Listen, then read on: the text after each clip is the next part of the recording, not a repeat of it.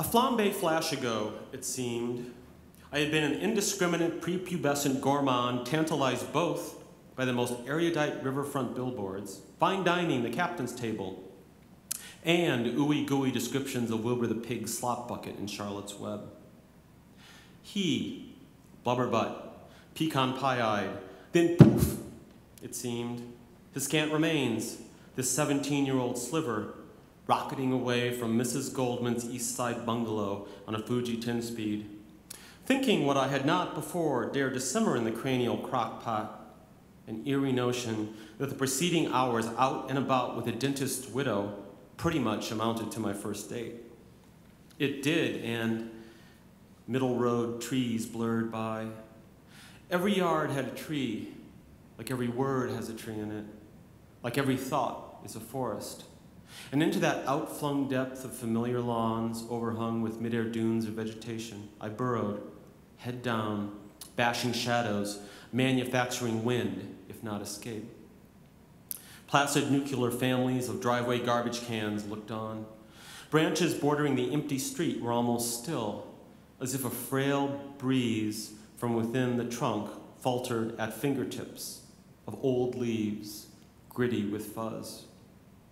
Thrust into the back of my pants, kissing frazzled underwear waistband, was the bog green steno pad I came with like other teenagers came with pot. Goldman meeting was the last thing I had scrawled right before leaving to meet the mysterious Mrs. Goldman at 6 o'clock. I could not tell myself any longer that I went out with her for the free fancy meal, fancy as in color different than TV dinner tacos. The fat boy, before offing himself with the brutal diet, harbored fantasies of restaurants capable of repairing family and personal disarray by stuffing its faces with the magic flavors of order.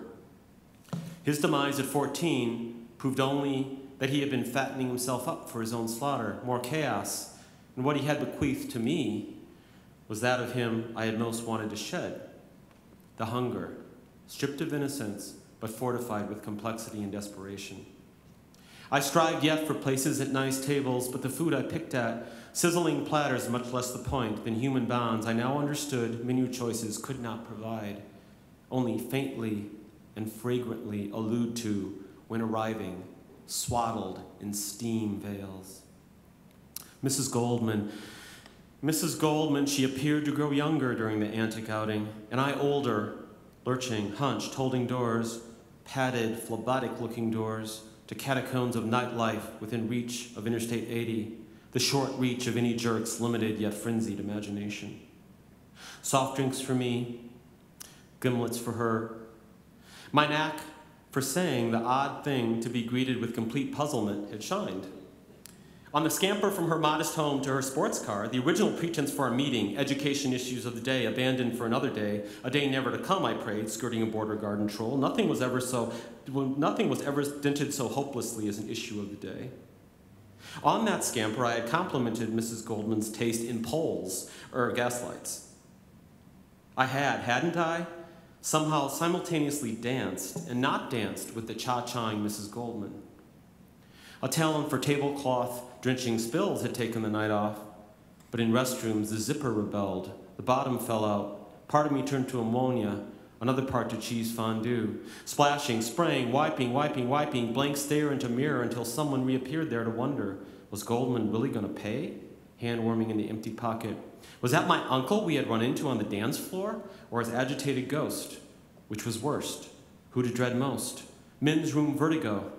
But I did get myself together every time to tackle the next date task. Quite a spirit of community loneliness turned out to have.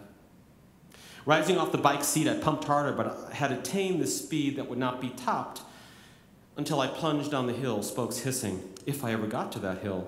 It seemed I had entered an outer limits of my own scripting. The coiled, greasy chain ticked and jerked as it spun between worn Cordovan shoes in clips, groping in faster circles for a purchase on space and time that enveloped darkness with larger momentousness. None of this night, right?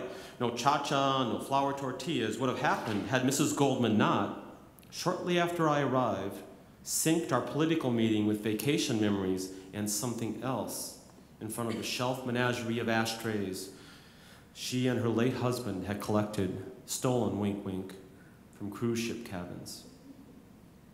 Goldman vowels were singed on the edges by puffed king cigarettes. She batted the filter away from her face, and it scattered like a spotted fly before circling back, lighting on lipstick, writing rhythms of sentences emerging out of the bluish smoke, tinted honey hues as it tendrilled past the spray-trellised hairdo of a member of Temple Emmanuel on Mississippi Avenue, Iowa's oldest Jewish congregation. Good old Bernie on the deck, twirling Mai Tai umbrellas. After he died, not long after, I got the cancer diagnosis, had the operation, the mastectomy. She said it fast, but softly, tone composed. This was not my rattled mother prying another dry, blood-caked, gauze-cradled umbilical cord out of the jaws of Moby Purse when she returned from St. Luke's, telling me how it was by telling me how it wasn't.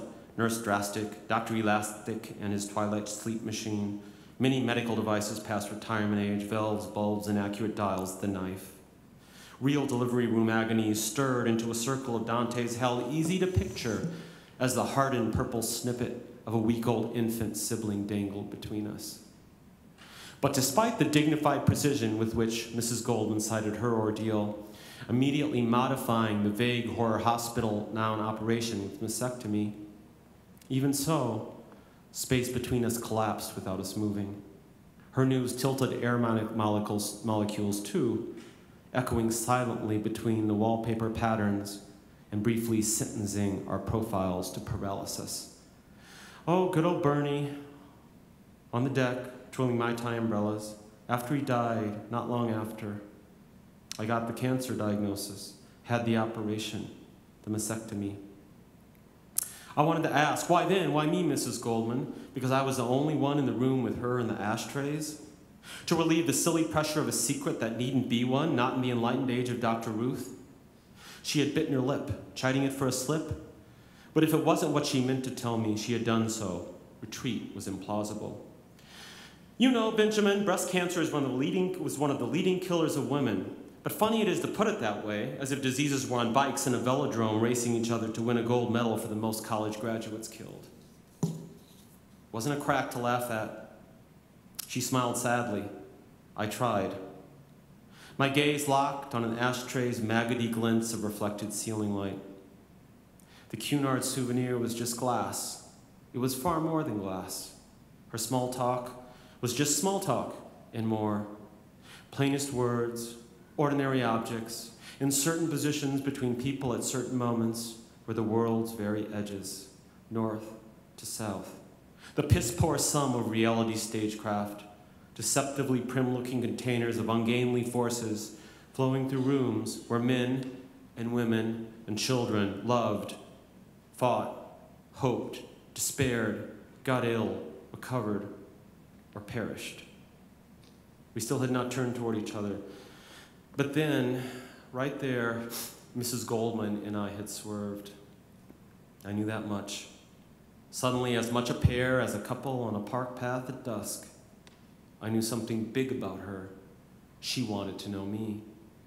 She swatted the filter off her makeup and pivoted on the toes of her mole-colored shoes, and we met eyes was the straightforward riding club way to put it. But that second did not feel so straightforward. It felt bent like so many moments, the mechanics absurd. Of course, Goldman's gaze first ran into my pug nose. Moist, hairy portals to no soul, bump, and then over the oily hump to, she hoped, penetrate the root of my interest, anxiety. What did she see below the trenched brow? Maybe the speed at which I worried about her cancer and her political aspirations and her ashtray collection, as if it comprised one globular, literal and philosophical growth.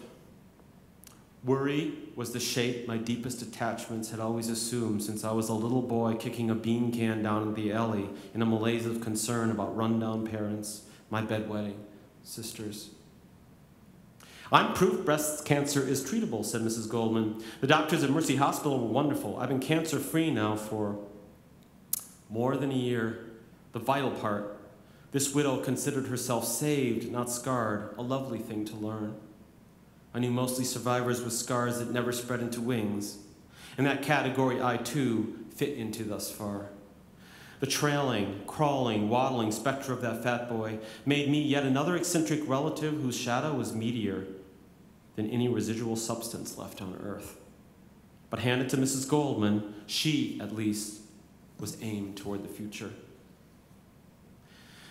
I congratulated her, glancing down at the designer belt buckle logo lassoing her petite waist. I meant each unsteady chirp to sound cheerier than it did. I meant her to know I could relate. How stupid to think that I had anything in common with she and her illness. And yet I thought I did.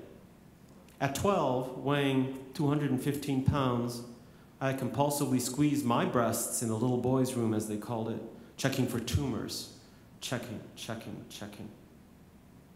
In Goldman's living room, I swallowed, and the tightness, like a horse pill dissolving, cantered down my throat and into my chest that suddenly felt saddled, strapped in tight, braced for something big, something wild, something new. More than 3 hours later, on front steps basted in ochre light, after our gallop through El Rancho Villa's cartoon mesa and Jumer's disco light snow, we had, for a final time, bumped our eyes together. I deflected offers of a ride home to 15 Crustwood Terrace and its crumbs, gossip, roaches, thunder-thighed shadows. I did not want earnestly romantic Mrs. Goldman ever to see our destructively bohemian pit. 8 people, 3 bedrooms, countless unfinished art projects, near-empty fridge.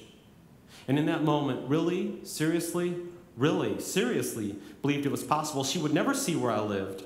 If only I said no in monotone without blinking, as if I had a mesmerist's furtive power to stop her from driving by, gazing up at the narrow lot's overgrowth and black dandruff of shingles, the roof shrugged off. Anyhow, bikes stuffed in trunks reminded me of victims, and I had not been kidnapped. I had certainly consented to the much and the little that we did. I even enjoyed some of it, like requesting an old song from the restaurant piano man, going with our awkward flow until the possibilities were exhausted. Bye, Mrs. Goldman. Bye, Benjamin. Goodbyes droned in the key of Fare Thee Well. Beached voyagers had a right to defunct verbiage. Then what? What was I forgetting already? Then our hands brushed like frayed wings of giant mottled levee moths. She turned, vanished into the pall of her home missing Bernie. I wafted over to the 10-speed bike parked near the breezeway, kicked up the stand, and became the needle sum of first reckoning momentum, of no more real time squeezing truths into the tiny bits they were not. Bike tires glided in green chasms. My dress shirt gobbled air via vertical buttonhole separating mouths with a circus mirror's appetite for distortion. Bosoms of air bloomed across my front and down my back, armpits syrupy, hands hooked to tape-wound handlebars afloat in the laundered linen odor street cement exuded in plush sheets on warm evenings. Abacus style, I re-added moments as I would do for decades to come, start to finish, finish to start, the unexpected phone call.